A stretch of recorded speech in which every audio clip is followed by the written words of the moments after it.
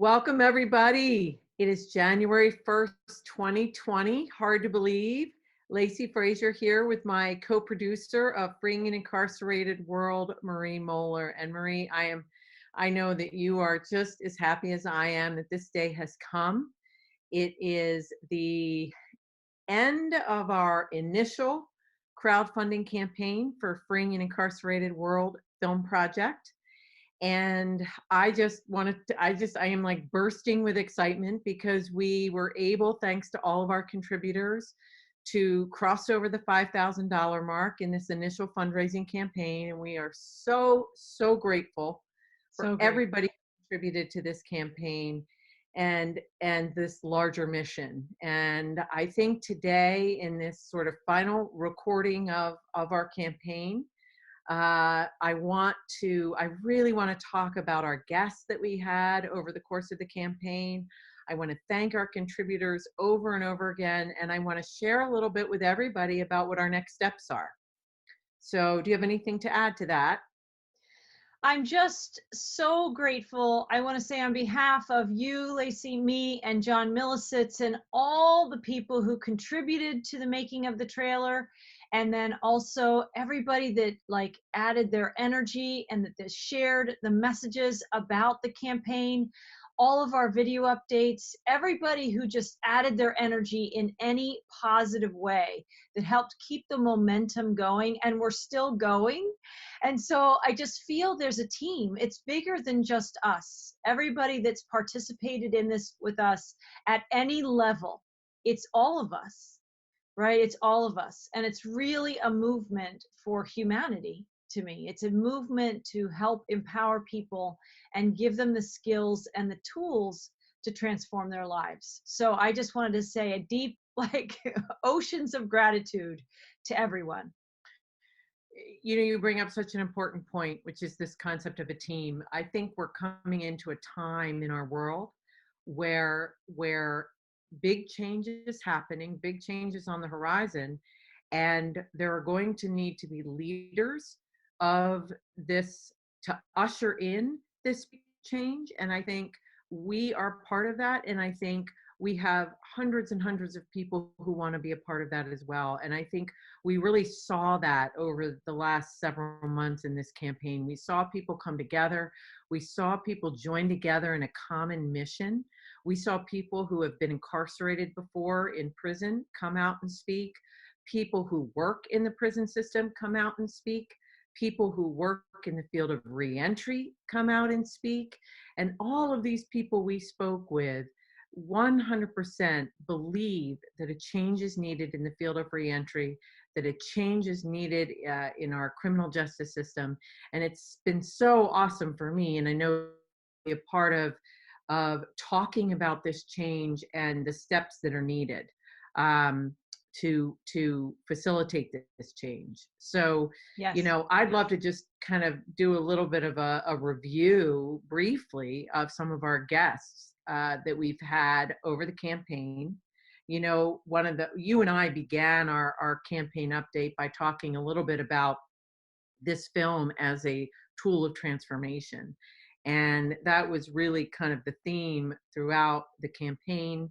And it is a theme of this film, that this film is going to be an educational tool, and it is going to be an illustration of real people who have changed their lives, and it's going to provide hope and inspiration to many, many others. So we'll talk more about that as we go, but that's how we kind of opened the campaign. And then we had Michael Norieski join us in our first update. And Michael is a formerly incarcerated man who went through my Change Your Thoughts program and was really powerful when he got on film and asked a couple pretty important questions. And maybe you want to talk a little bit about that. Well, I think Michael did such an amazing job. He always does. He's such a great speaker, and he opened his heart and shared some of his journey. He makes a couple key points in his video message to all of us, really talking about all that he is, right? So that he really introduced himself as a husband, a father, a grandfather, an uncle, um, a, a worker. He has so many, he plays so many roles in so many people's lives. He's a godparent. And oftentimes, and this will be a theme that we'll talk about a little bit today, and I think we'll continue to talk about, but there's this sense of people who are incarcerated are away. They're just away somewhere. And people don't really think about the families that go through the incarceration process with them, right? All the family and friends and the impact that ripples out and touches people's lives. So when Michael did that and he shares all of the identities that he has, right, in his life, all those people that were connected him, right? His wife was affected, his daughter was affected, his grandchild was affected. He's a godparent, and that family's affected. Lots of people's lives were touched by one incarceration.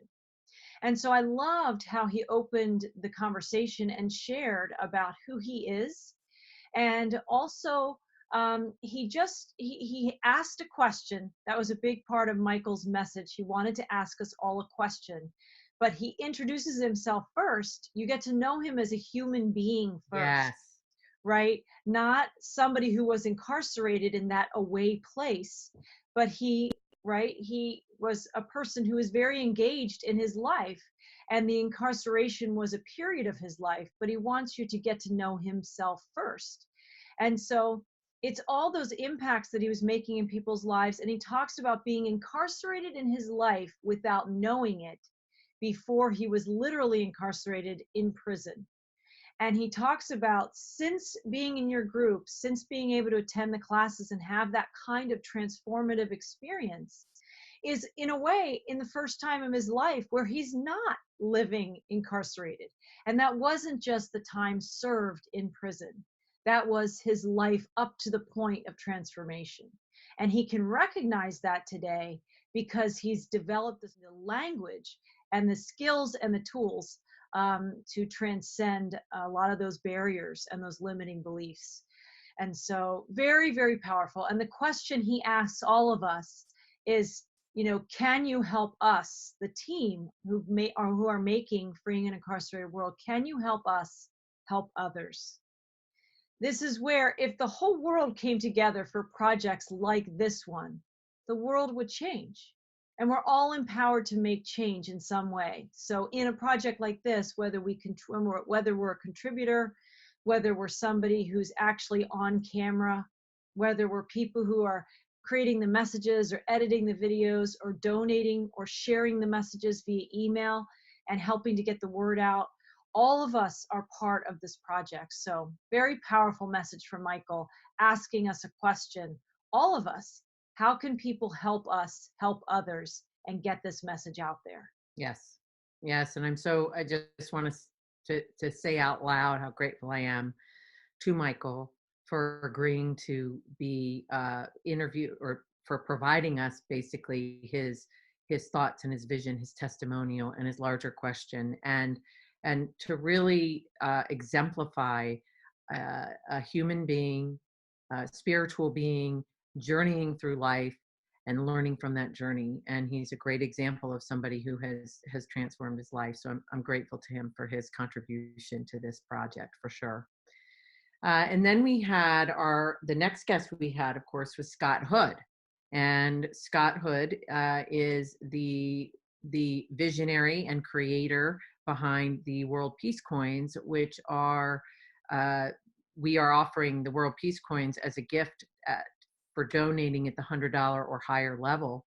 And so I'd love for you to talk a little bit about what message Scott brought to the project, and what's carried really in the coins. Right. Well, nobody can talk about the coin in the amazing way that Scott can, because his energy and his vision and his knowing of what that coin represents just comes through every part of Scott when Scott is really talking does. about the World Peace Coin and delivering the message himself. But it is a message of love. It's a message of peace. It's a message of our connections. And it's a message of what's possible when people understand that change begins with me. So the coin that he did make, I think it came out in 2009, I think he said, but it was in the works for many years before that. The coin is two-sided, and on one side of the coin, if you didn't see our earlier video update, one side of the coin says change begins with me, and the other side of the coin says I am happy, healthy, wealthy, loving, giving, thankful. And the coin itself is an affirmation of what's possible when the change begins inside each of us. We are empowered to be happy, healthy, wealthy, loving, giving, thankful. And so it feels so aligned with our vision of empowering people with these tools of transformation to give them the educational skills and knowledge and support to make the changes necessary so people can start to free themselves and from their old conditioned beliefs, attitudes, behavioral patterns, and all those things. And they can start stepping into that empowering process where change does begin inside themselves. And Scott is an extraordinary speaker of that message of peace, and that the coin itself, as it travels around the world, brings that message and that energy to all who come in contact with one of his world peace coins. And so to have that as one of the gifts or the perks of people who donate at the $100 level or more in our fundraising campaign efforts, in the Indiegogo campaign, and as we continue to fundraise for this project, it's sharing that message with humanity. And so his coin, the world peace coin, is a perfect complement to what we're trying to inspire and instill and empower in people through this film, is that the transformation really begins with all of us, right? We can't sit around and wait for everybody else around us to change so that we can feel better in our lives. The only true empowerment we have is when the change starts with us. So Scott's coin brings that message and that awareness, and also the message of love and peace and cooperation that we all truly can be. And this is a cooperative effort. Absolutely. This film, this campaign. You know, Scott's words, he says that it really is a gift from God, and in that it reminds us every day of who we really are, Right. of the power that exists inside of us to Right. create the life that we want and we so desire. And I love having the coin as a token, as a reminder of the God within us, of the power within us, of the creationary energy within us to be happy, healthy, wealthy, loving, giving, thankful. I just And that I we're the gift. That's also the point Yes, of the coin, is that yes, we're the gift. And when yes, you go through a process, a transformational process, or you just begin to acquire some of the language and the tools and the skills of transformation, you become people like Michael Noreski and Gary and Lonnie and John, who are in the film, who can pass on your gifts to other people. That's what right, happens. When you transform, you want to give in service. right, And I think that coin be as a reflection that we are all a gift. And if we can do the work to uncover that inside ourselves right. and really awaken that inner power that we all have and the talents that we have, we do become a gift in this world. And I think it's a beautiful reminder. And some people who've been incarcerated have not been told, perhaps ever, that they are a gift. And so Mm. it's a very powerful message that Mm. comes from Scott Hood and the World Peace Coin and from all of us, is that, some people have made some difficult choices in their lives and have brought with it some very challenging circumstances, and has caused pain in some people's lives. But somewhere along the way, somebody didn't instill in them that they are the gift.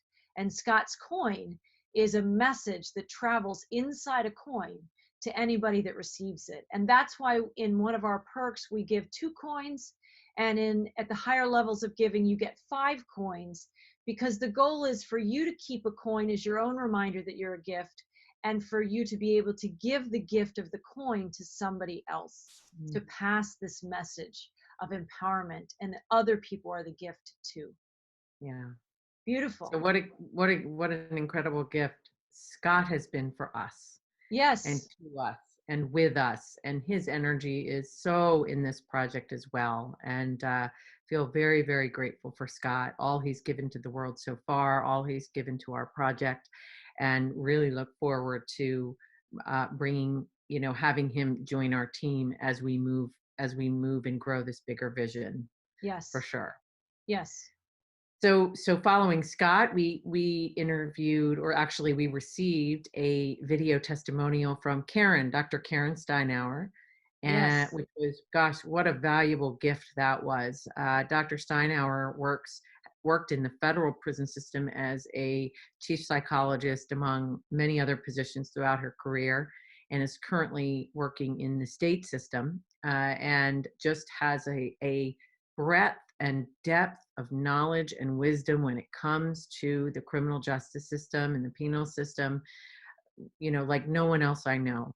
And I felt really grateful that she dedicated some of her time to share with our listeners and our viewers and our followers her uh, uh, understanding and belief and support of this larger vision. Karen is very much in this project, has been this whole time, and will be as it unfolds and into the future. So Karen talked a lot about, if you remember, she talked a lot about the system, and that our system is broken and flawed, and it's got to change, and it's got to change in a big way. And I think one of her quotes was that, there is a call now for consistent and comprehensive training and education, right? Training and education for everybody who works in the system, and everybody who's incarcerated in the system, and everybody who works in reentry, and everybody who's coming out of prison into society. And that this film is not just this film, but the larger vision of a reentry education center, a school, a coaching certification program. She just wholeheartedly believes that it is time. It is time for this vision to become a reality and help change what is currently out there and what is currently broken. And I don't know if you have any other thoughts I about that. And No, that's great. I think very grateful for Dr. Steinauer's wisdom and belief in this project. And she's seen it from the inside out, right? She's been on the inside of many of these systems over the years. And again, this sense of, a lot of people, unless you have someone in your family or in your life whose life has been touched by incarceration, we don't give much thought about what that means for that individual and as us as a society, how that affects all of us, basically, right, right, on every level, how that affects us as a society. And when a system's not working and we don't have programs and educational processes and tools in place, and people literally are simply serving time but not really accessing the tools that are most effective to create real change, right? And they're not right, empowered to access those tools, and they don't have the incentive or, the desire to step up for that kind of change, and it's not a culture of people seeking change. Then people literally do just serve time, and if no intervention has happened while they were in prison, the same pattern continues. And I think we heard Sharon Harrison Pope, who talked about the recidivism rates. But I think Dr. Steinauer is speaking to that as well. To yeah, think as a society that just taking people out of their life and putting them in a square box for X amount of months or years is going to help these people shift perspectives and change their lives is a really flawed premise. And yet many people don't have cause to really think about that. And then the number of tax dollars and resources that pour into housing, people who are incarcerated, that affects all of us. And so, right, if this was your piggy bank, if this was your personal bank account, and you were right, thinking, counting, looking at your paycheck and what you spend money on every month, if you knew that $1,000 was going to come off the top to pay for everybody that's incarcerated, you might think about it a little differently and actually want to know what's happening with those people. What is their quality of experience? What's the quality of the education opportunities that they're receiving? And what's going to make a change so that we don't just keep locking more and more people up with no plan, right? With no real plan for change. And I love that with Dr. Steinauer's talking, that it really is time for change. She's seen it from the inside out, and we really need a new approach. We And need a she new talks approach. about she talks about a sustainable change process, a Yes, sustainable change process. And I think that's what's called for, inside and out. And I think right. that we're And we're, imagine a we're film. So imagine a film being able to go in, the minute somebody goes in, right, to prison, if they are charged with a crime and they do serve a sentence. Imagine them seeing this in their first orientation to prison session, right, of what's possible for them in their time that they're going to spend getting to know themselves. What if the whole culture shifted? So right, this film is a tool to empower that sustainable change. right. I think Dr. Steinauer really spotlights that, and we appreciate her insights and look forward to continued conversations with her, and may even see her later in the film, right? Well, hopefully we'll see her in the film, and hopefully she's going to be a teacher in the school. So Exactly. Exactly. that's my intention for her Okay. in our life, among other things. Yes. So yeah, so I do. I have deep love and appreciation for Karen and what she has given to us so far, and I know she will join us in these efforts. Yes. So we then talked to Tracy Phillips, and Tracy Phillips is an executive leadership coach in the community, and she also she voluntarily came up to the federal prison and co-facilitated the Change Your Thoughts, Change Your Life group with me once a month for almost 3 years. It was about 2.5 years, and spoke on her interview about the change process and witnessing, most importantly, witnessing the personal transformation in these men firsthand.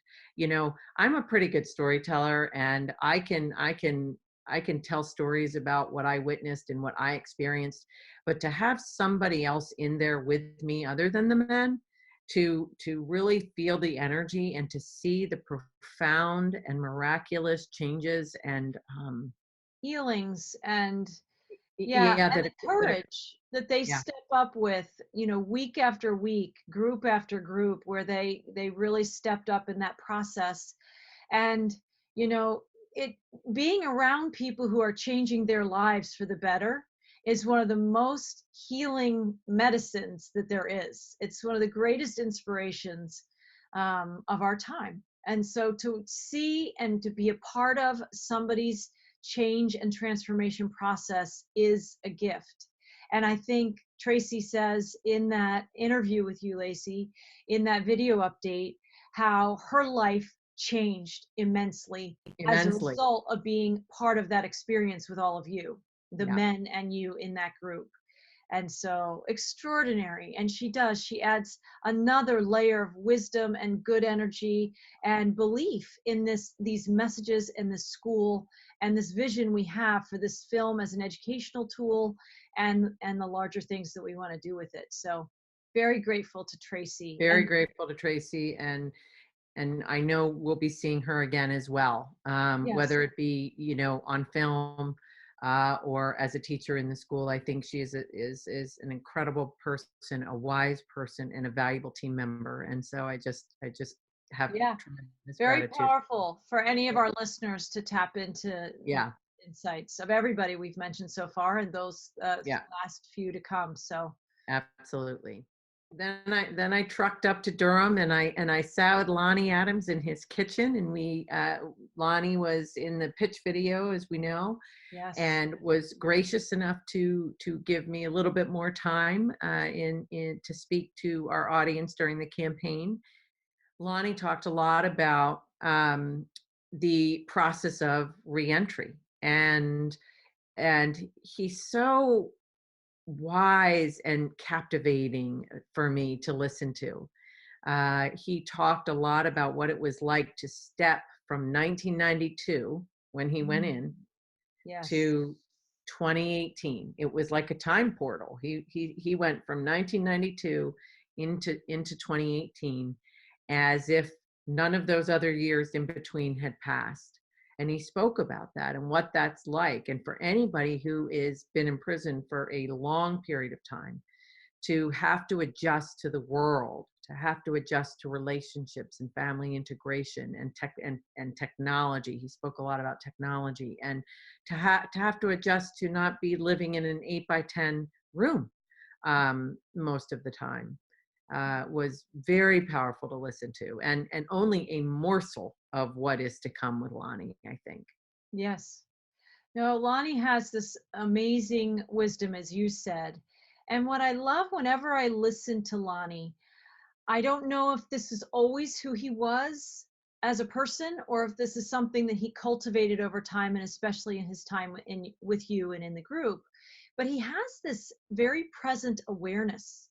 And Yes. he really is aware of what he's feeling in his surroundings and people, and the way he pays attention to things, and then the way he can teach it or share it with us. He brings so much of life's experiences to life in how he expresses it. And I think we're all so Mm. incredibly blessed by his ability to be a voice of the experience of incarceration and to help lay the breadcrumbs for others. And he's currently a peer support specialist, and that's exactly what he does. He helps lay the breadcrumbs for change for other people now because his life has been touched by that kind of gift, right? And so he's extraordinary. I mean, he's an extraordinary human being, and I'm so grateful for him. And I think the stories we have yet to tell, the wisdom, more of Lonnie's wisdom, will come through in the larger film. But we're so grateful for him and his service to this project and to humanity for helping us illustrate this process in the brilliant way that he does. So I'm very grateful to Lonnie.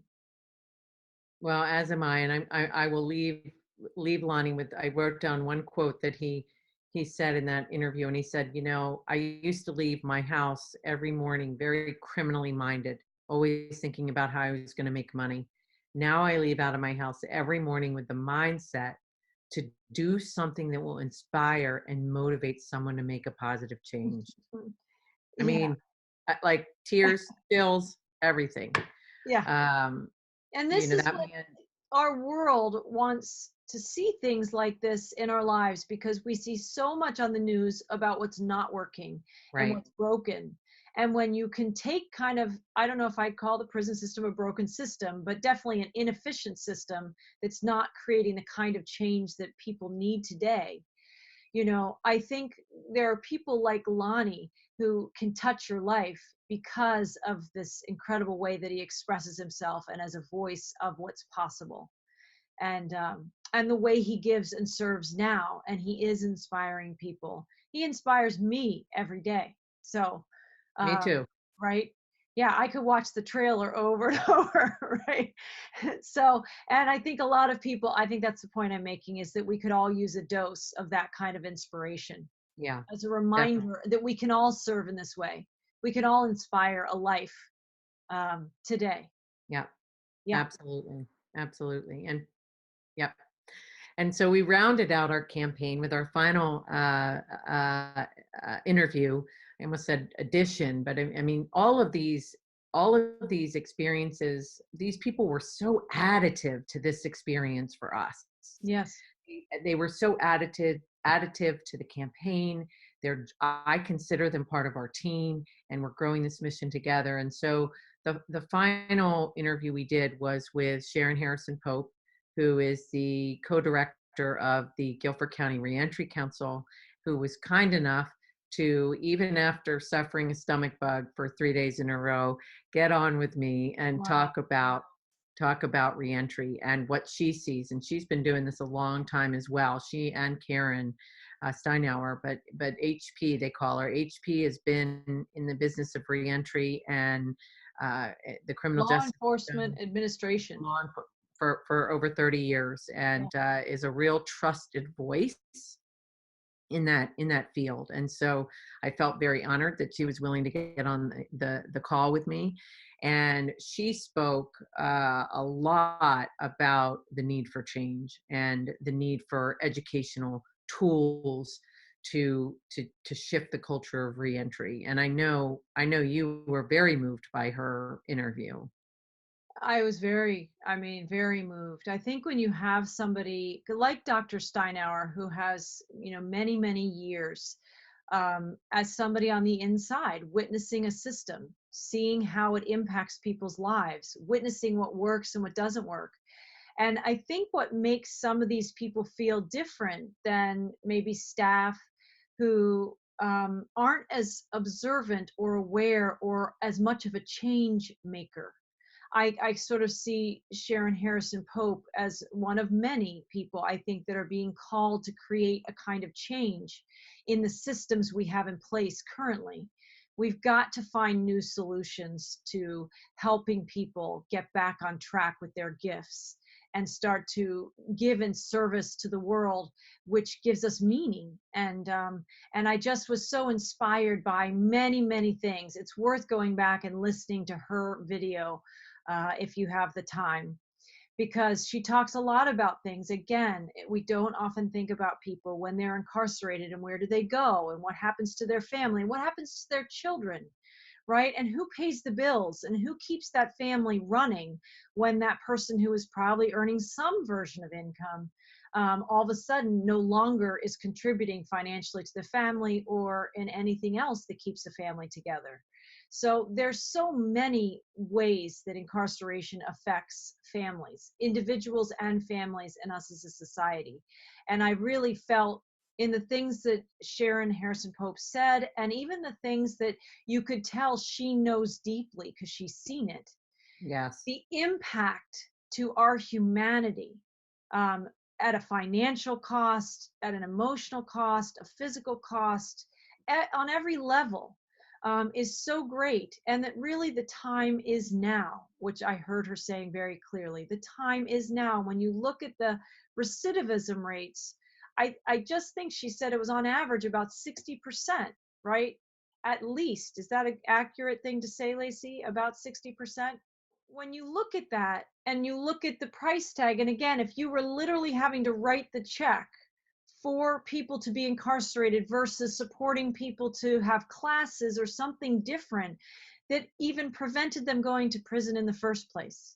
If Lonnie could have known how to use his gifts, his intellect, and his unbelievably skills of observance and awareness and alertness and all the things he used to use to do illegal activities, if there could be, if those same skills had been cultivated a different way, Right. I mean, it would have been a whole different life path and Yeah. many other lives would have been touched. And clearly his path in this life was to have this experience so he could become a teacher of the process of transforming from one thing to another life, like to a Right. whole new life path. And I think, right, everything's perfect and everything the way it's played out for Lonnie at some level must have been part of his work here. But imagine somebody right now who's 10 or 15 and is on the same path as Lonnie was on right now today. And we still have these archaic systems that aren't really up to speed with trying to keep pace with the amount of information that's circulating every day, and the ability to create a crime might even be easier today just because of the technology we have. And so we want to be able to reach people earlier and connect with them. And I getting back to Sharon Harrison Pope, when she makes the point that there's many, many costs to the system the way that it is. And I think it's time for us as a society and as a humanity to really begin to think about those costs and what other things aren't getting funded because we're spending so much time and so many resources and all of our dollars to put people in these boxes away in prison for periods of time. Schools have to cut their art programs, right? There's, there's elderly care and all kinds of things at the other end of life. HP or Sharon Harrison Pope references these kinds of impacts. And it needs to become part of our everyday conversation, because if we start to put it on the table as something that is an issue, then people will get motivated to create the solutions.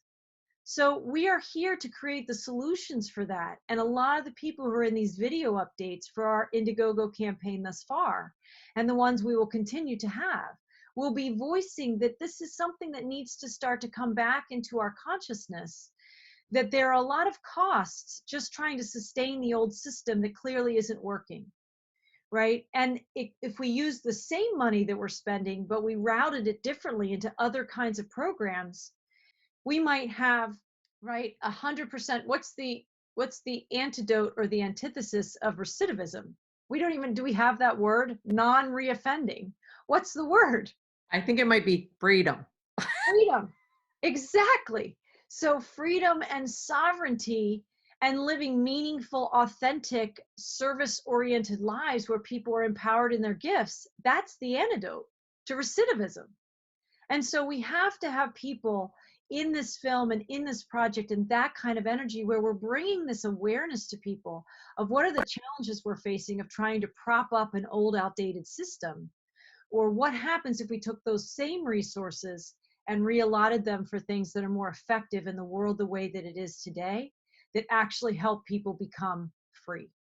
And the title of our film is Freeing an Incarcerated World.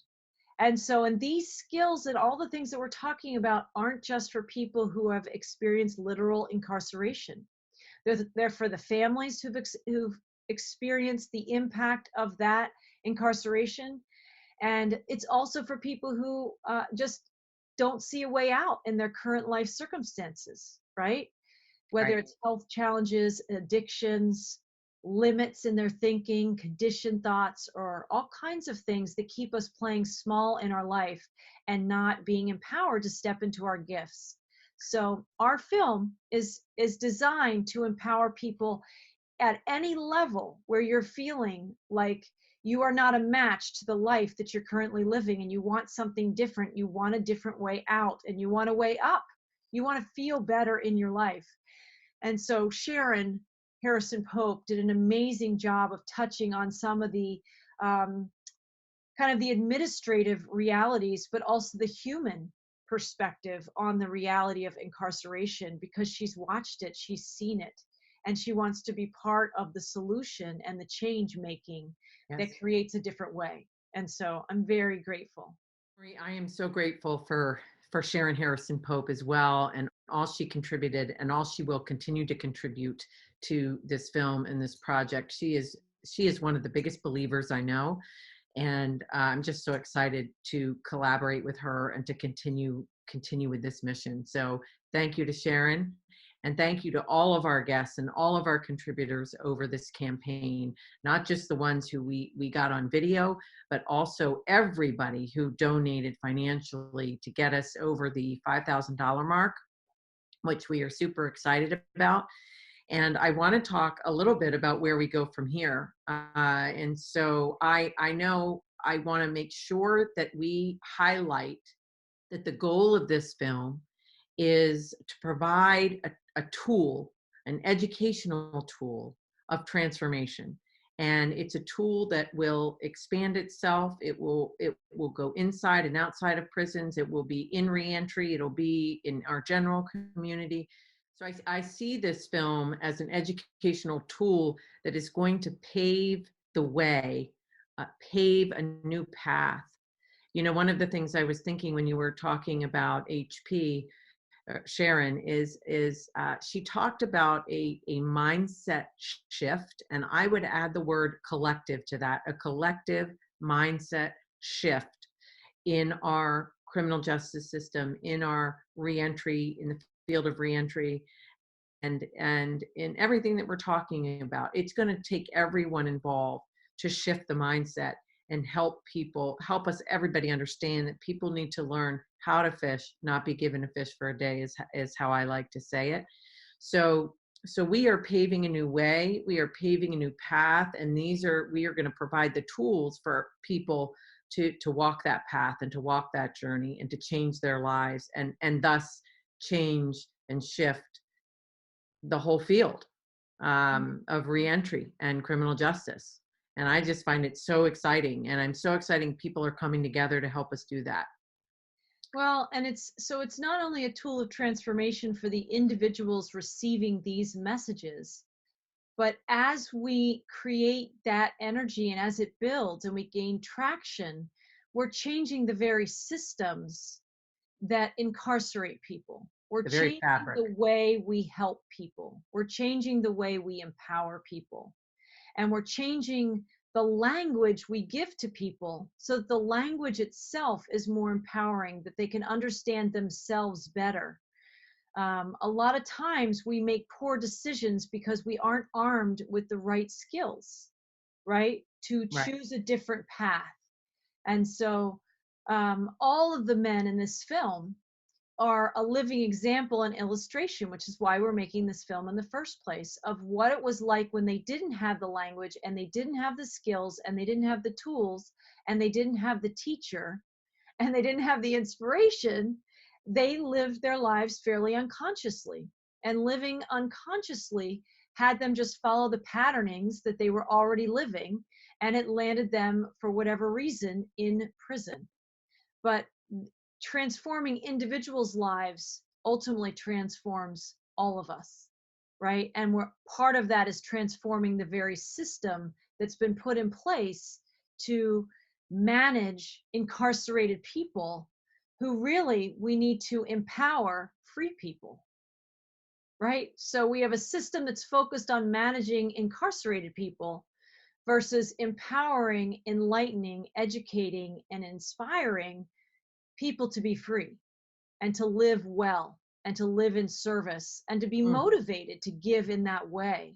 Mm-hmm. And when we don't give people the alternative, they're going to still live in the old system that in many ways is set up for people to have to get creative to find a way to make a living or to live their lives in the conditioning they were given as children when they came into the world in the first Right. place.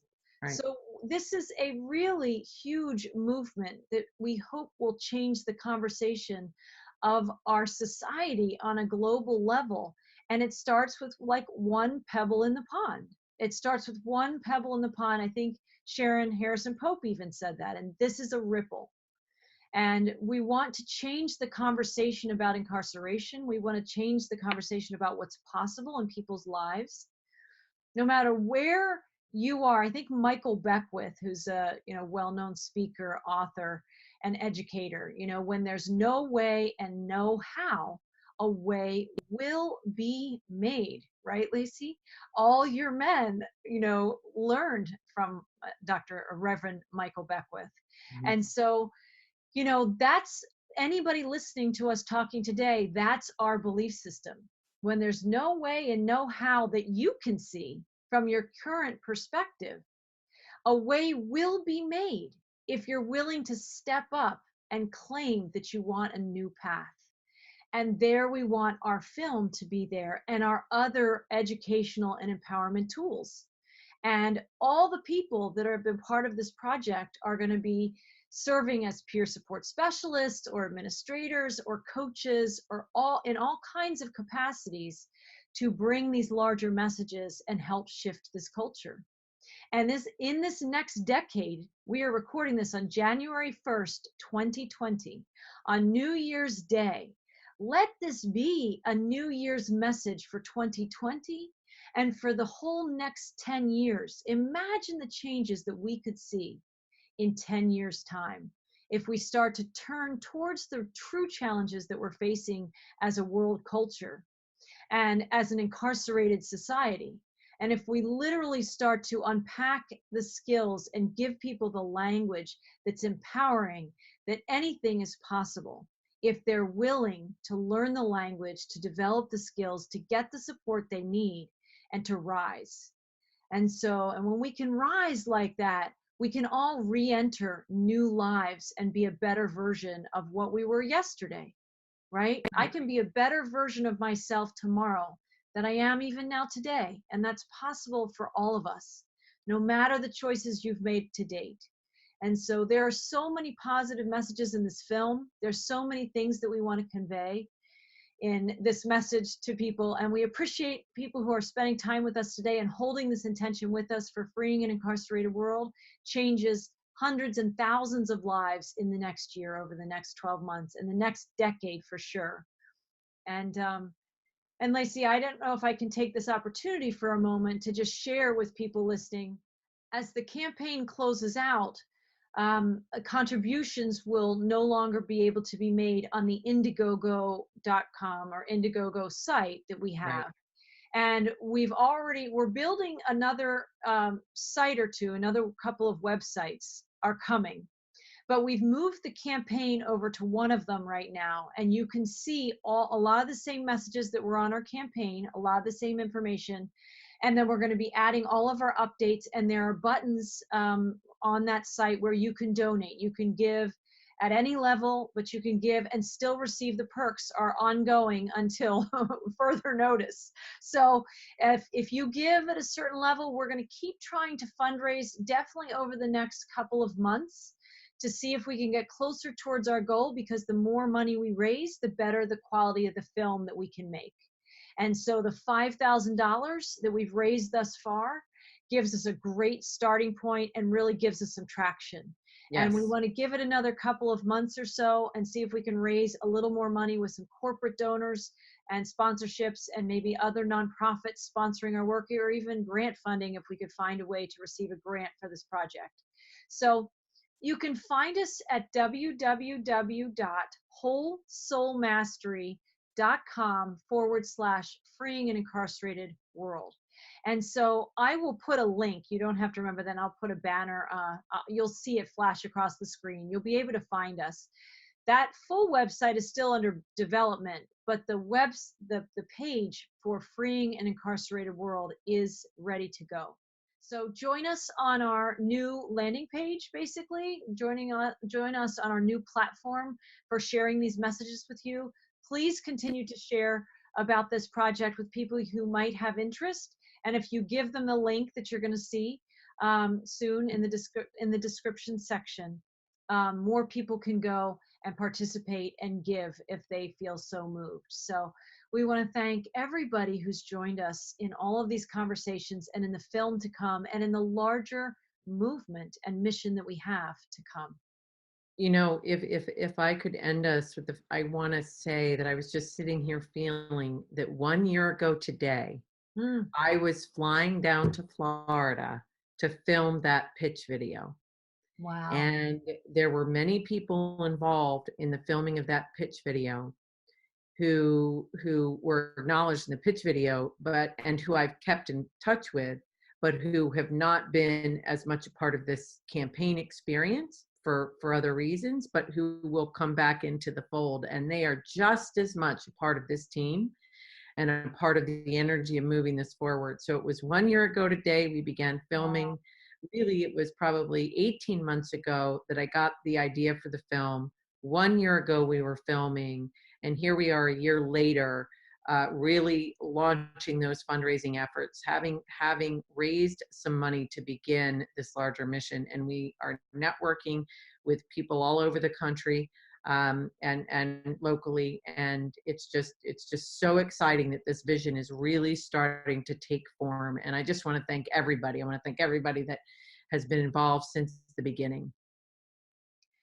Very powerful. Well, thank you, Lacey. And that was a great reminder that it started, Yeah. the timeline of the project, really, which dates back even further to the men attending the group and you creating the course and the conversation. So I think this film has been in the works for quite some time. And I think it definitely has its place in the hearts of humanity. I think we're all ready for some change. We're ready for positive messages. And we're ready for new tools that are going to empower us in this new decade to create a new society that works more for everyone.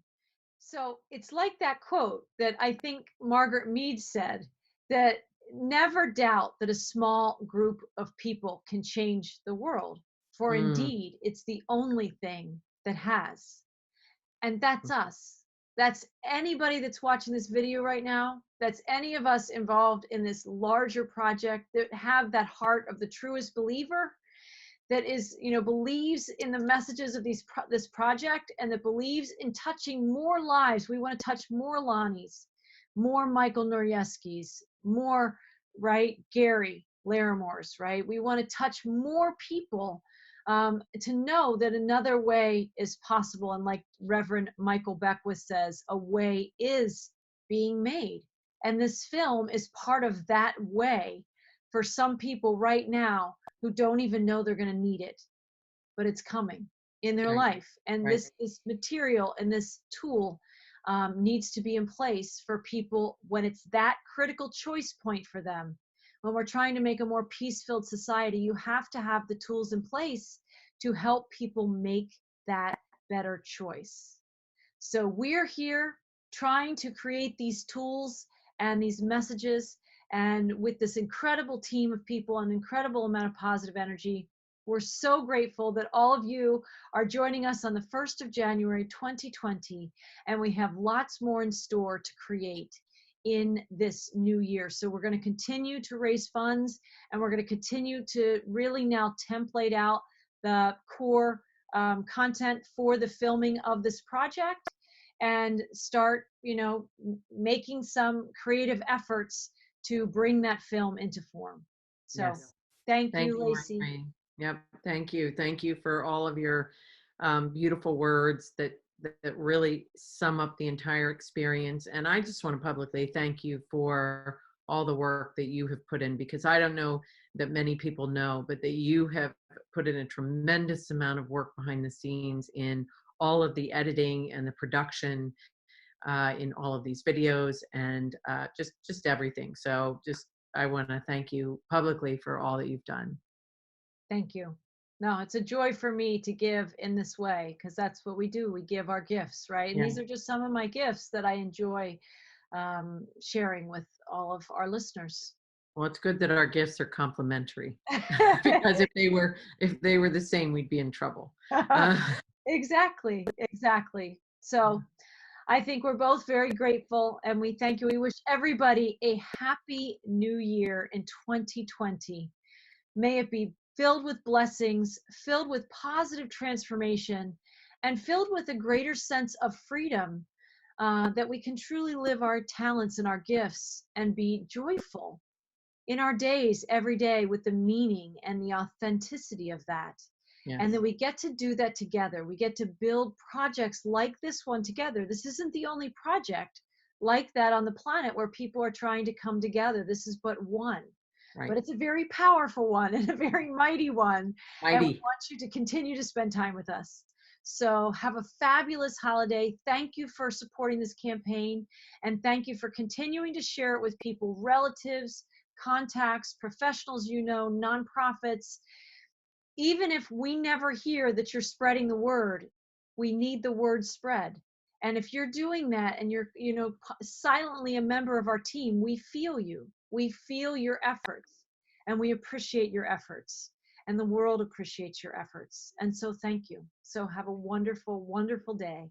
And we'll see you over on our new website page at wholesoulmastery.com/freeing and incarcerated world. Blessings.